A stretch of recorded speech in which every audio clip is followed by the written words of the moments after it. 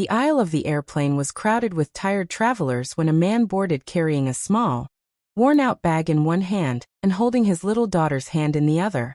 His clothes were simple, nothing fashionable, just practical. He looked like a man who had learned to live modestly, not because he wanted to but because life had forced him into it. His daughter clutched a stuffed toy, her eyes wide with curiosity and trust as she followed him down the narrow aisle. He was careful with every step, balancing her things and making sure she didn't stumble. People barely noticed them, but one man did, and his reaction was far from kind.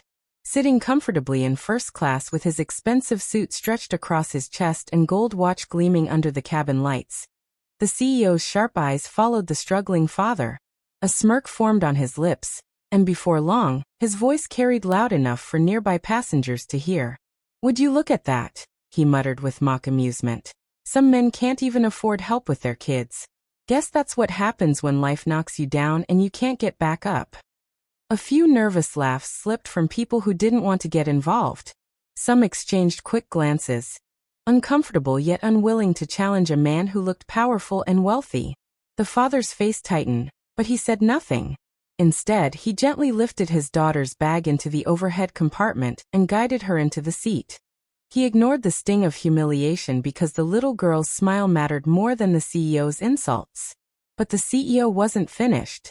He leaned back, pretending to relax, and added with a mocking tone, "I'd hate to be that kid when she grows up. Imagine seeing your dad like this, weak, broke, dragging himself around. Kids deserve role models, not cautionary tales."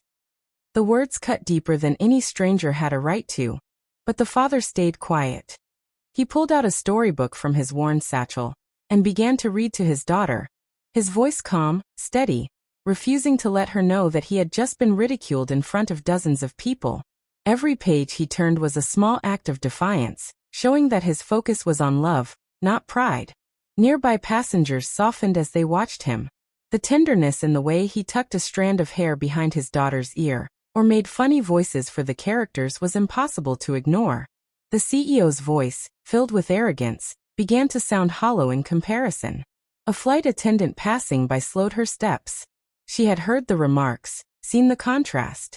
Her professional smile faltered for a second, replaced by quiet admiration for the man who chose kindness over confrontation. There was strength in the way he bore the insults silently, not because he lacked courage, but because he valued his child's peace more than his own ego. That